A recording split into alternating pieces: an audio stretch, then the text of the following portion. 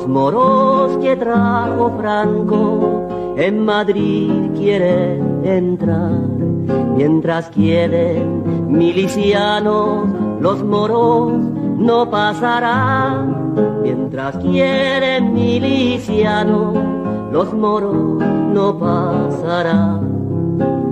No pasarán, no pasarán. Hello and welcome to Revolutionary Ideas, the monthly Marxist podcast from Socialist Alternative. After a slight break, we're back. The song you just heard was perhaps the most famous song relating to the topic of today's episode. It was No Pasaran, the anthem sung during the fight to defend Madrid from fascism. Okay, so in this episode of Revolutionary Ideas, we're going to be discussing with Becky, who is from the Political Committee of Socialist Alternative. As we've said in the introduction, this episode is on the Spanish Revolution. And the revolution in Spain was really one of the great events of history, you know, one of the great events of revolutionary history. And it was an event that showed, actually, that even after the Russian Revolution, flame of revolution in the 20th century hadn't died. It was maintained through those decades, but it's maybe perhaps less known that it was in fact a revolution. You know, the mainstream historical view of the events in Spain in the 1930s more often described it as just a civil war, and you know it's that aspect of it that we have to bring out and dispel and really get to the bottom of how it truly was a revolution in the fullest sense of the word. So, first off, Becky, just to kind of start with some questions. This was a revolution that took place in the context of a civil war. But what was the civil war about? How did it start? Could you give a bit of historical background to how things developed? Yeah, so the backdrop, I guess, to the events of the 1930s in Spain was big economic crisis. Spain had been basically devastated by the global depression that had followed the 1929 Wall Street crash. You had overwhelming majority of workers and peasants living in absolute poverty. Spain in general had a very weak economy. Basically, after the collapse of what was the Spanish Empire across Latin America, and it still had quite a lot of elements of feudalism. It was overly reliant on agriculture in comparison to other Western European countries. So, for example, 70% of the population worked on the land. There was very limited industry, and any industry that did exist, it was mostly foreign owned. So that meant not only was there a weak economy, but also a weak capitalist class. So that meant that any kind of movements and protests for reform, for some of the reforms that were happening in other countries, was explicitly linked to the question of the land in Spain. And when you take that the Catholic Church were the biggest landowners, along with the monarchy, who were completely hated at this time, it shows how very quickly protests that were demanding things like the right to vote or for better living conditions and so on were explicitly linked to the removal of the monarchy, the separation of church and state, and these kinds of questions. And you also had political crises at this time. There had been a kind of Bonapartist dictator called Primero de Rivera, who had resigned in the face of kind of movements against him in 1930. Between kind of in the early 1930s, you had big strike waves. You had the development of both revolution and counter-revolution. You had polarization. The protests and basically burning of churches, strikes by workers, had forced the king to abdicate. In 1931, King Alfonso, he was forced to abdicate. And Spain became a republic. And so in this way, this was the start of the revolution, which, developed over the whole period of the 1930s. You had polarization, and you had basically, one of the reasons that the Spanish Revolution is so interesting to look at for socialists today is that you had basically every political trend being tested.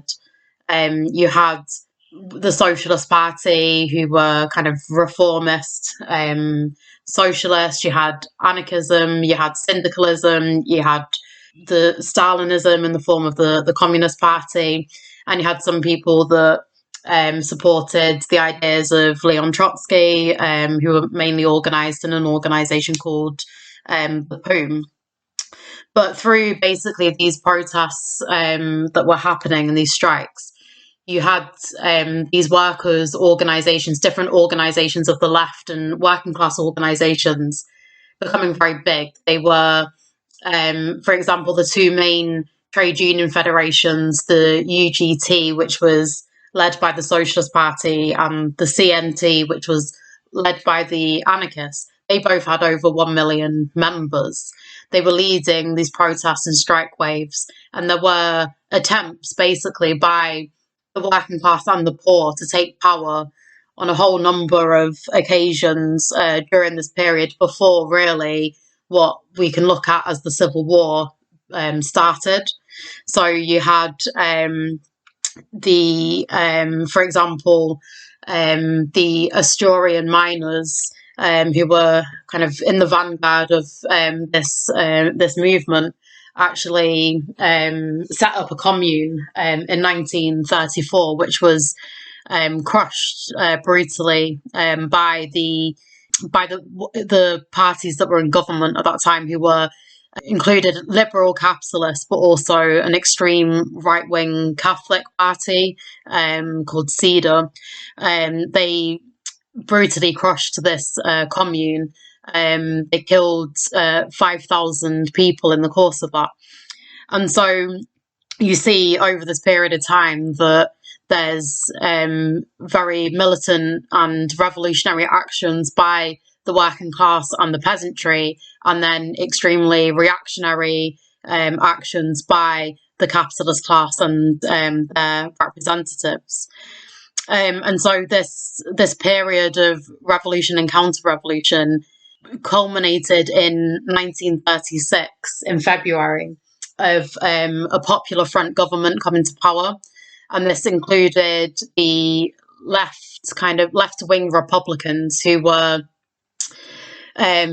liberal capitalists who supported the idea of not returning the monarchy, who supported some aspects of democratic reform and so on. But this Popular Front government was also backed by the Socialist Party, the Communist Party, anarchist organisations, and the POUM, the party that I mentioned previously, which was a Marxist organisation. It was anti-Stalinist, and it grew very quickly after it was formed in 1935.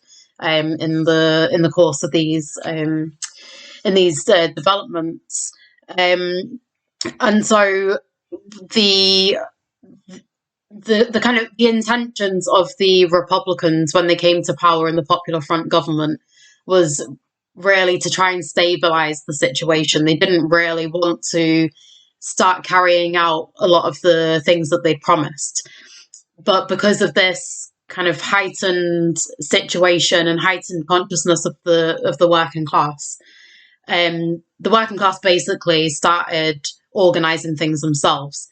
They weren't willing and ready to wait for the government to act. They started themselves to collectivise the land. They took control of the workplaces. They started releasing political prisoners from prison and many other things. So the working class basically started carrying out a revolution and weren't willing to wait for the Popular Front government. And this obviously terrified the capitalist class. And they realised that they couldn't rely on these kind of left Republicans in order to stabilise the country, and they had to turn their support instead to fascism, to the fascist forces. And so you had a coup in July of 1936, an uprising of fascist forces led by Franco, who, after the end of the Civil War and the defeat of the revolution, came to power and was, a fascist dictator in Spain. And Franco led the Spanish troops in this coup to try and crush this revolution by the workers. And in response, there was huge uprisings of the working class, who weren't willing to give up the things that they'd started to win and the power that they'd started to take. You had mass general strikes, you had huge protests, including 100,000 people in Madrid. And the workers were demanding arms. They were demanding from the government weapons so that they could defeat this coup. And the Popular Front government refused to arm the workers. They ordered people to stay at home. And as a result, the fascists actually executed many people. And this is kind of where we see the beginning of the Civil War and the fighting that went on for a number of years afterwards, between the kind of fascist led forces and the reactionary capitalist class being represented in that, and also internationally the backing of fascist Germany and Italy, and on the other side what was kind of termed the Republicans, the people fighting for the Republic, which included many different people, including socialists, anarchists, people organised in the Communist Party and in trade unions. So that's a kind of background of the tumultuous events that were taking place in Spain before the breakout of the Civil War. Yeah, that's a really good summary, actually, of how things developed in that period. Because, I mean, when we were both doing a little bit of reading, just to kind of prepare ourselves for this episode of Revolutionary Ideas, one thing that really kind of struck me about the revolution in Spain was how complex it was. Revolutions are never a simple affair. It's such a complicated clash of different forces, and of different political leaderships and so on. And I think the point that you made a bit earlier on about how different leaderships were tested is really key, because one part of what really made the revolution so complicated was that the idea of like one revolutionary leadership just didn't really come about through those events. It was turning in different directions and different forces being tried and tested over the course of those events. And of course, like you were saying, I mean, one of the things that really struck me about reading about the events in 1934, 35, 36, really kind of at the peak of the revolution, was how even if a Republican government had been elected, which had, pro-capitalist parties participating within it, they often kind of painted themselves as left parties, and they kind of made that concession to the mood of the working class. They still defended the maintenance of the capitalist system. But even regardless, even though it wasn't a government led by forces that were pushing in the direction of socialism, the working class still looked towards this government as a gain that they'd won through their struggle. They thought, well, we've gone on strike, we've brought down the monarchy, and we've now delivered what was presenting itself as an anti-fascist left-wing government, and of course that was one big spur towards this becoming a real revolution, that, you know, the working class were prepared to use any means they could to defend themselves, and that even meant with arms as well. The working class being prepared to you know, physically defend themselves, physically defend their power and their organisations using whatever means they could. And there's one example that you know, is really relevant to this in 1934, and you know, you mentioned the miners' strike, the general strike in Asturias, and one of the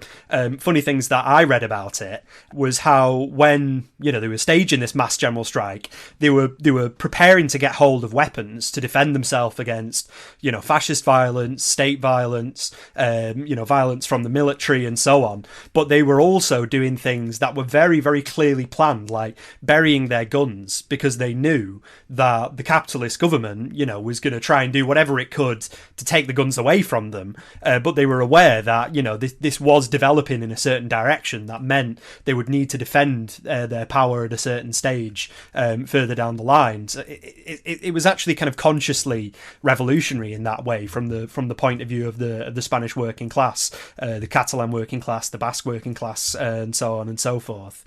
And of course, that's the key thing. You know, the line that we're often fed is that this wasn't a revolution, and instead this was just a war where there was two choices. One choice being like a kind of capitalist democracy, bourgeois democracy, liberal capitalism, or fascism. Instead, we see it a different way as Marxists. We say that, you know, what was really the two choices on the agenda at that point was either socialist revolution, the working class taking power with the support of the peasantry, or fascism, or, you know, reaction and dictatorship. But where did the revolution come into that? You know, why is it that we say that? Why is it that we say it wasn't just a question of a capitalist republic or fascism? Why do we say it's much more than that? Yeah, so I think there were people definitely saying at the time, including the heads of the Communist Party and the Communist International, that this was about fighting for the Republic and against fascism.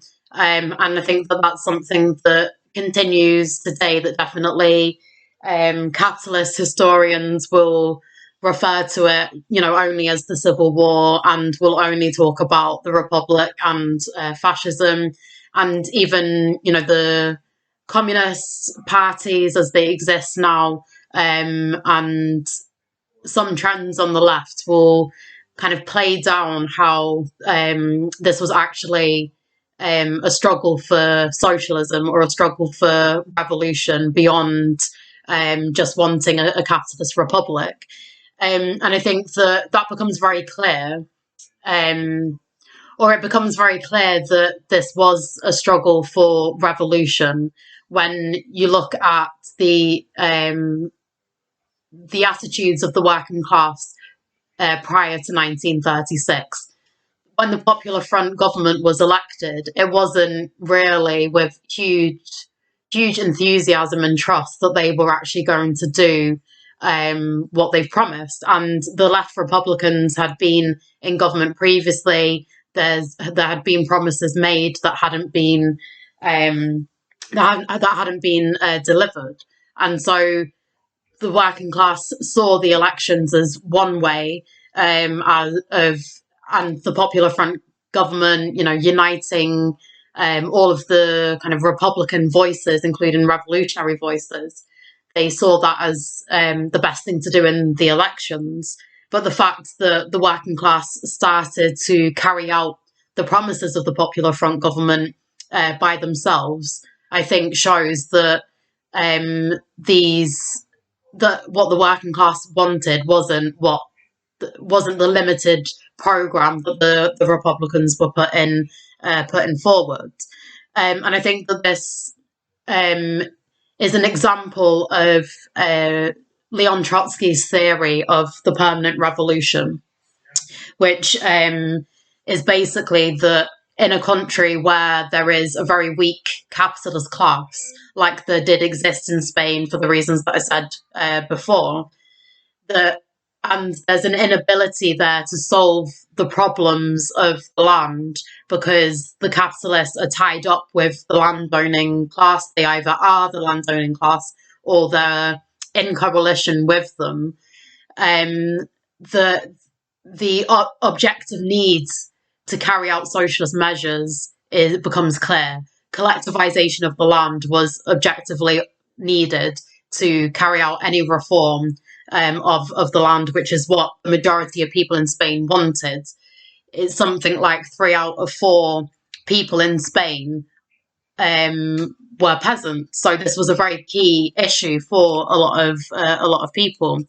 But it was clear that the Republicans and the kind of the left liberal capitalist class weren't going to carry out these tasks, and so it was reliant on the working class to carry out those tasks. But once they start doing that, once they start collectivizing the land and so on, then it means that they start to go further. It starts then, if you're going to collectivize it, who's going to make the decisions about what happens? If you take control of your workplace, who makes the decisions about what happens in the workplaces?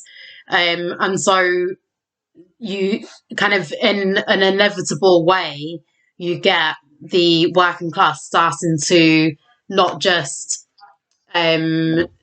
nationalize and take ownership of industry and the land, but then to start democratically organizing how it's run and making decisions. So you have the development of socialism in a kind of inevitable way. And I don't know if people have read a really good book by George Orwell called Homage to Catalonia, because George Orwell went as part of the kind of international brigades to fight in Spain on the side of the Republicans. And he initially went to maybe write some articles and so on. But he ended up joining one of the militias and fighting in the Civil War. And I just wanted to quote a little bit. Sorry. I just wanted to quote a little bit from the book of when he arrives in Barcelona, which was in December 1936. And he says, "It was the first time that I'd ever been in a town where the working class was in the saddle. Practically every building of any size had been seized by the workers and was draped with red flags or with the red and black flag of the anarchists. Every wall was scrawled with the hammer and sickle and with the initials of the revolutionary parties. Almost every church had been gutted and its images burnt. Churches here and there were being systematically demolished by gangs of workmen. Every shop and cafe had an inscription saying that it had been collectivized. Even the bootblacks had been collectivized and their boxes painted red and black. Waiters and shop walkers looked you in the face and treated you as an equal. Servile and even ceremonial forms of speech had temporarily disappeared. Nobody said senor or don or even usted. Everyone called everyone else comrade and thou, and said salute instead of buenos dias. Tipping was forbidden by law. Almost my first experience was receiving a lecture from a hotel manager for trying to tip a lift boy. There were no private motor cars, and they had all been commandeered, and all the trams and taxis and much of the other transport were painted red and black. The revolutionary posters were everywhere, flaming from the walls in clean reds and blues that made the few remaining advertisements look like daubs of mud. Down the Ramblas, a wide central artery of the town where crowds of people streamed constantly to and fro, the loudspeakers were bellowing revolutionary songs all day and far into the night. And it was the aspect of the crowds that was the queerest thing of all. In outward appearance, it was a town in which the wealthy classes had practically ceased to exist. Except for a small number of women and foreigners, there were no well-dressed people at all. Practically everyone wore rough working-class clothes or blue overalls and some variant of the militia uniform. All this was queer and moving. There was much in it that I did not understand, and in some ways I did not even like it, but I recognised it immediately as a state of affairs worth fighting for. And I think that that kind of colourful description of what it was actually like gives a really clear picture of what a revolution looks like, of what the collective, when we talk about collectivization, when we talk about working class taking control, that's what it looks like in real life. And I think if you look at that sort of situation, it's very hard to argue that there wasn't kind of fighting for revolution, that there wasn't fighting for a different type of society, one in which the working class made the decisions about what happened and how wealth was used in society. What becomes very clear through the pages of that book is that Orwell went to Spain expecting to see one thing, what he'd been told by the media, what he'd been told even by, the Communist Party, and arrived to see something that was radically way beyond anything that had been there in his imagination. And it, of course, it requires really powerful events to compel, a journalist like George Orwell to think it's time for me to take part in this revolutionary uprising and to defend it. One of the interesting things you mentioned was about, the public transport and restaurants and the public buildings being collectivised. How exactly was that operated then? How did the workers and peasants collectivise their land? And how did that work overall?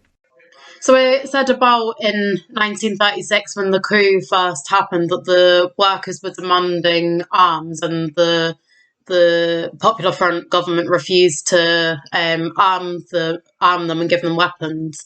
But you had basically the working class and peasantry seizing arms from the standing army. They took their own arms. And so you had elements of armed workers' control, which was necessary in order to fight for, because you had the working class trying to win territory and so on within Spain, and also the fascist forces fighting the same. So it was necessary for them to be armed. But what would happen is when they kind of liberated a town or an area from the fascists or from the church and so on, that they would immediately collectivize the land. So that means taking, removing the landlords, the landowners, whether that was the church or individuals, and sharing out the land. So there was different ways in which this was done, but if there were a certain number of peasants within that area, they would, share out the land based on democratic discussions. They would hold meetings of the peasantry. There would be committees set up which would decide how the land would be shared out.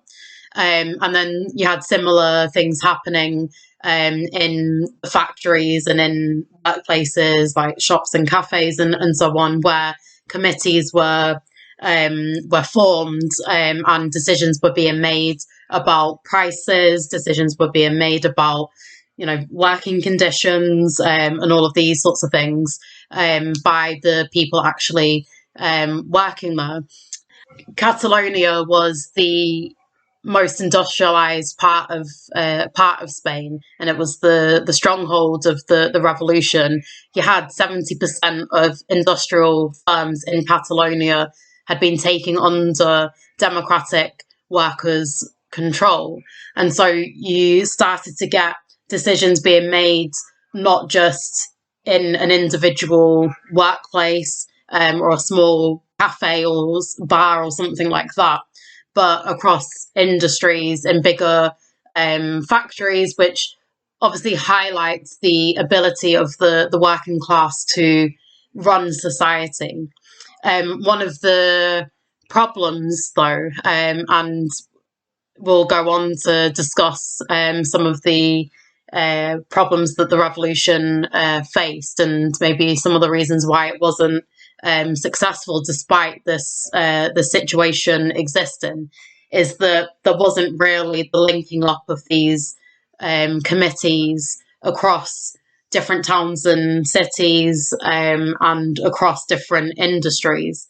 And so you had elements of workers' democracy, but you didn't have the beginning of the planning and so on that would be necessary, and the strength that would be needed to be able to prevent counter-revolution, prevent the fascists breaking apart what was being built. It was necessary for fighting for these committees that existed to be more organised politically across the country.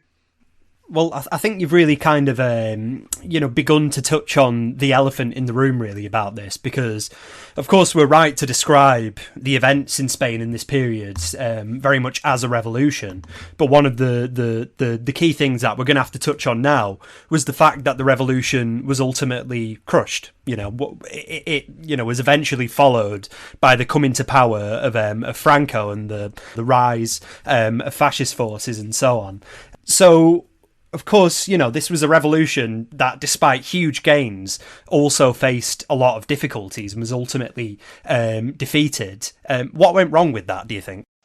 So it was a very tense and complicated situation, like is the case in any civil war or any revolution, where you had for fighting going on for years, and you had many gains that were made by the working class. Something like four fifths of the country at one point was controlled by the working class and these committees and so on. But the fascist forces were strong not because they had majority support within Spain, but because they had a lot of funding and support from outside of the country, from the German government and the Italian government, who sent weapons to and soldiers to support Franco's army.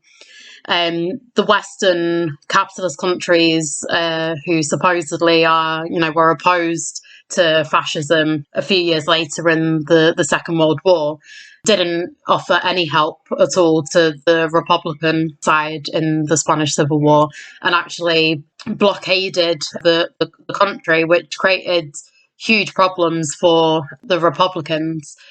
And as socialists, we wouldn't support, the working class in Spain at that time getting weapons and support from Western capitalist governments, because it would have been on the basis of, limiting the struggle to just being against fascism rather than, the struggle for socialism. But I'm just mentioning it as something that was a factor in how it became quite uneven, the support that, the financial and military support that the two sides were getting. It also meant that the working class and left-wing forces were reliant on the Soviet Union in order to get weapons, to get funding, and things like that. But at this time, the Soviet Union, controlled by Stalin, the bureaucracy in Russia didn't want a successful revolution in Spain. It was partly because Stalin at that time was looking to build links with capitalist countries like Britain, and didn't want to be embarrassed by a revolution taking place in Spain. But also, probably the bigger issue was the fear by the bureaucracy in the Soviet Union that a successful workers' revolution in Spain, which began to develop workers' democracy, which was being eroded in the Soviet Union, that would give inspiration to Soviet work, the working class in the Soviet Union, to overthrow the bureaucracy. So there was great fear by the Soviet Union of this going too far in their eyes. And so this led to a whole number of political mistakes and betrayals by the Stalinist leadership of the Communist Party and the Comintern internationally.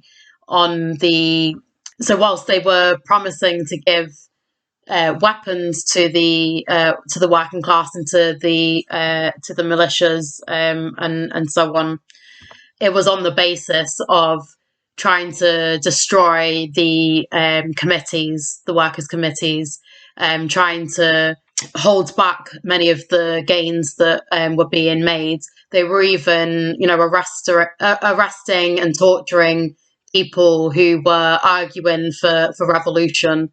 And they put it forward as being this kind of, the fight is against fascism. We need to defeat fascism first, and then we can talk about socialism at a later stage. But the only way that we're going to defeat fascism is if we unite with the capitalist class. We need to unite with them in order to defeat fascism. That's the biggest threat.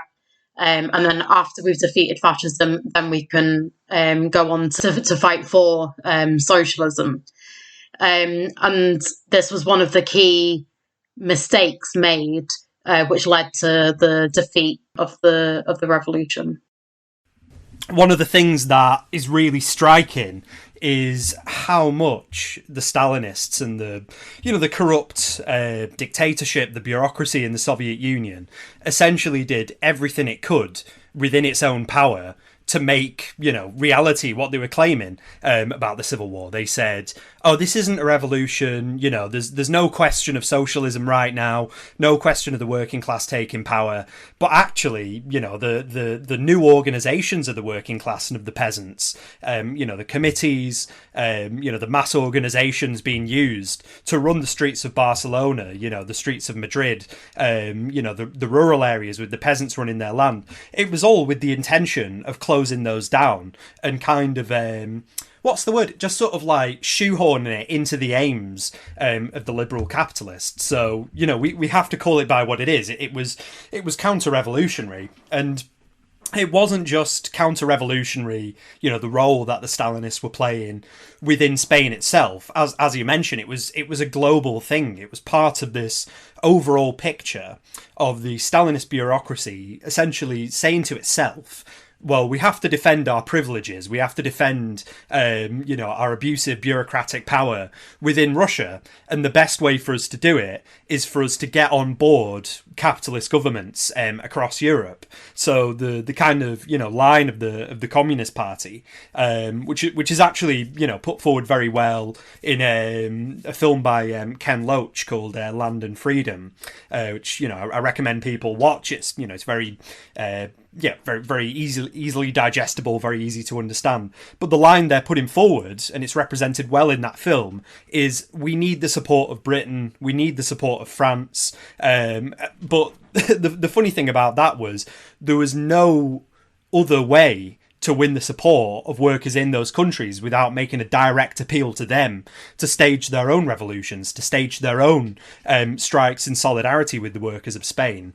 And just to be clear, like in France at the time, you had actually a situation that maybe wasn't as developed as it was in Spain, but in many ways was resembling it. You had a Popular Front government that had the Communist Party, taking part in it, but then also liberal capitalist forces, the kind of in a way sort of like France's equivalent of the Lib Dems being in government. And what the Communist Party did, not just in Spain but around the world, was to say, let's just kind of water down our political approach to put ourselves on a par with liberal, so-called progressive capitalism. So they were publishing this line in France and in Britain that, oh, this isn't a revolution, to prevent the working class kind of, flexing their collective strength, because it would have only been that could have actually, defeated the rise of fascism in the first place. There was no other way around it.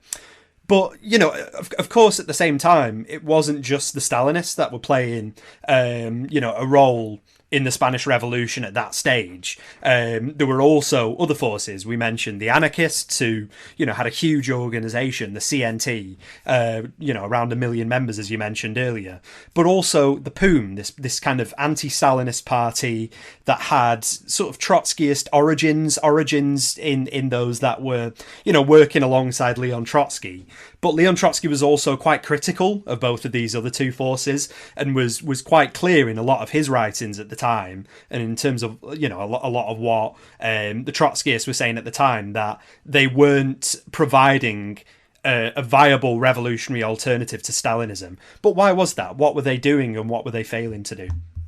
Yeah, I think that when we look at the different political trends, and particularly the role played by the Stalinists, I think it's important that we recognise that this is kind of actions by the leadership of these organisations, and is not a reflection of the heroism of the working class, many of whom gave their lives in order to try and fight for revolution in Spain. And I think that's why the betrayal of the Stalinist leadership is so sickening, and why we have to look at the mistakes that other organizations made, even if they are well intentioned, like the leadership of the anarchists and the leadership of POUM.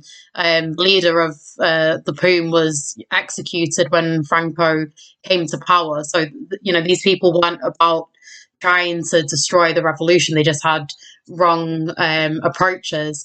That's why it's important for us to learn the lessons of these mistaken approaches, so that in future revolutionary movements we can try and avoid making these mistakes. And I think it comes back to both, the anarchists and the POUM. It comes back to this idea of popular frontism, and a popular front is, something that Trotsky argued against, really, because it can seem like a good idea that when you're faced with fascism and you're faced with very reactionary capitalist movements that are trying to crush the working class and take away democratic rights and so on, it can seem like a good idea for everybody who's against that to get together. But what Trotsky put forward was the idea of a united front, not a popular front. And a united front was based on working class organisations and the importance of the working class playing an independent role. And there might be different ideas and different trends within this united front. There could be debate on the tactics and strategy for the movement, but everybody involved in that needs to be on the side of the working class. And what you saw in Spain with the Popular Front is that actually the Republicans and what was kind of described as the liberal capitalist class actually represented nothing in the country. It was the anarchist organisations and the workers' organisations, the socialist organisations that represented the working class. The capitalist class it was a shadow. It didn't actually represent anything. And so by entering Popular Front governments and dropping your programme and your ideas in order to, to try and build unity with the liberal capitalists, is actually giving more power to them rather than giving power to the working class, which was necessary. So you have the role of the anarchists, who, many anarchist workers and syndicalist workers in Spain were heroic fighters, some of the best fighters during the Civil War. But the ideology of anarchism, which is to not enter any government, to not take power, not to take political power, but to oppose any kind of state, regardless of whether that's a worker state or a capitalist state, that led to ultimately the failures of the anarchist organizations in relation to Spain. So the anarchist organizations could have taken power in 1936 when you had the working class fighting taking control of the workplaces, taking control of the land. But the anarchists refuse because of this ideology that they have. But then later on, they actually entered the Popular Front government when it was actually playing a reactionary role, when it was actually trying to limit the revolution. And this caused like huge confusion around amongst the syndicalist workers. And they ended up in a position where they were justifying the Stalinist line, like you were saying, Tom, of like, we need the support from outside, and this is how we're going to get it. And they justified this as like a price that needed to be paid so that they could get weapons. And ultimately this led to the defeat. And similarly with the role that the POUM plays, they didn't put forward an independent program and actually trailed behind the anarchists, the CNT union leadership, and they weren't really willing to raise openly what their differences were. And they had political differences with anarchism, and at least formally, agreed with the ideas that Trotsky was putting forward of, now that you have these committees that are being formed in Spain, you need to fight for them to be independent committees, to be elected. They weren't really elected, they weren't subject to recall, for them to be organised on a local, regional and national basis, and for power to be put in the hands of these committees. And the POUM didn't want to kind of disagree with the anarchist leadership because of how much support the anarchists had. But some of the best class fighters were involved in the POUM.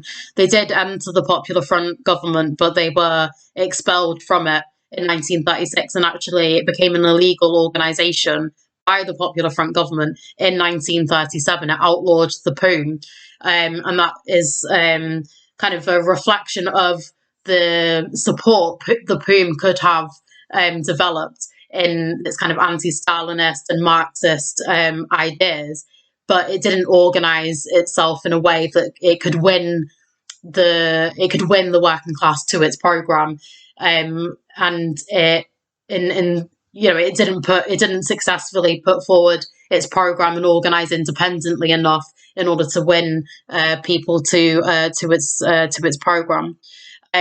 So this meant that despite the heroism of people organised in the POUM, they were then basically forced to give up their weapons in order, by the Stalinist and the Popular Front leadership. And that film Land and Freedom that you referred to, Tom, there's quite heartbreaking scenes towards the end that are showing this process where the fighters organised in the POUM are having to put down their weapons and give up fighting, knowing that this will lead to the victory of Franco. Yeah, absolutely. No, I mean, thanks for coming on to Revolutionary Ideas and speaking on this topic, Becky. I think that, I've certainly learned a lot, and many of our listeners will have learned a lot as well. I guess overall, what we could kind of finish on is, well, first off, I mean, obviously, we've kind of already established that the Spanish Revolution was one of the most incredible, revolutionary events or revolutionary periods in history. And the real kind of significance of it wasn't just that it was a fight against fascism. It ultimately became that.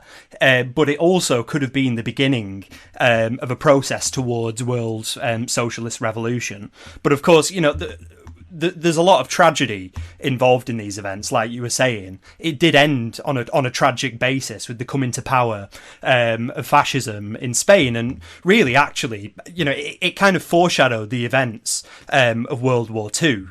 A successful workers-led revolution in Spain, proceeding towards socialist change, could have really made history turn out to be something very different to what it became, with the rise of World War II. And I don't think we should ever kind of forget that this was an opportunity squandered, really, by the lack of a consistent and well-trained and prepared revolutionary Marxist leadership. But really, I think one of the key things we have to kind of remind ourselves of is that this isn't just a matter of history, is it? It's not just a matter for the historical record. There are real lessons to be learned today, real lessons to be pulled out of these events. So just to kind of finish, one last question. How, in a few points, could you say that these events would still be relevant for socialists today? Yeah, I think it's really an important event to study in a lot of detail for any socialist or anybody that wants to change society. As I said at the beginning, nearly every political trend was tested in Spain, and all of them failed. All of them failed the working class. And I think the ideas of anarchism, the ideas of Stalinism, these need to be studied and debated out within the movement today in relation to what happened in Spain and other examples around the world, so that we can learn from these mistakes. And I think it highlights that ideology is not, an academic question. The political ideas that you have, that an organisation has, is fundamental to being able to develop the correct strategy and the correct tactics. And this is, I think, relevant to, any campaign or any strike that happens on a local level, but it becomes quite literally a life or death issue when we see revolutionary movements. And I think the role of the working class playing an independent the question of the working class playing an independent role is a key question that comes up time and time again. We can see it now in Ukraine. How can the workers of Ukraine defeat Russian imperialism? And do they go into coalition with the capitalist class of Ukraine? Do they rely on NATO and Western imperialism? And that's just one example of where these questions come up, and the lessons need to be learned. I think the idea of how we fight fascism, and that includes how we fight the far right, whether that's in in the US, in a small way in Britain, but looking at France with the recent presidential elections and so on. The idea that we can't separate the fight against fascism and the far right from the fight for socialist change, because it's the conditions of capitalism that create illusions in fascism, create support for fascism, and it's the crisis within the capitalist system that means that potentially the capitalist class will resort to fascism in order to crush working class movements. So these things can't be separated. But I think it also points to the need for a revolutionary party, the need for us to go further than just the working class setting up committees and taking control of the workplaces and collectivising the land and so on. It needs a revolutionary party to organise that and to fight for political power to be put into the hands of the working class as well on a national and international basis. But I think the last thing that I'll say is that looking even at something like the Spanish Revolution, when it has ended in tragedy and in defeat, the events over that 10-year period highlight to me the heroism of the working class and the willingness of the working class to fight for socialist change. And that's something that we should always remember and have confidence in the working class being able to change society today. Thank you for tuning in to this episode of Revolutionary Ideas. Keep posted for upcoming episodes, but to do that, please subscribe and follow us on all platforms. Those include iTunes, Spotify, SoundCloud, and YouTube. Interested in reading more about this subject? Please go to internationalsocialist.net and search Spanish Revolution. Just last summer we produced an article titled 85 Years On, Fascist Coup Sparks Spanish Revolution. The link to that will be included in the description. But if you're looking for something maybe a bit longer, we recommend the classic book by American Trotskyist Felix Morrow called Revolution and Counter-Revolution in Spain. Last but not least, please get in touch with Socialist Alternative today. On Facebook, we're Socialist Alternative ISA, England, Wales and Scotland. On Twitter, we're Socialist Alt EWS. On Instagram, socialistalternative.ews. And on TikTok, socialist_vids. To join Socialist Alternative, go to socialistalternative.net and click sign up to get involved. Thank you very much. En el Ebro se han hundido las banderas italianas. En los puentes solo quedan las que son republicanas. Y en los puentes solo quedan las que son republicanas. No pasarán, no pasarán, no pasarán, no pasarán.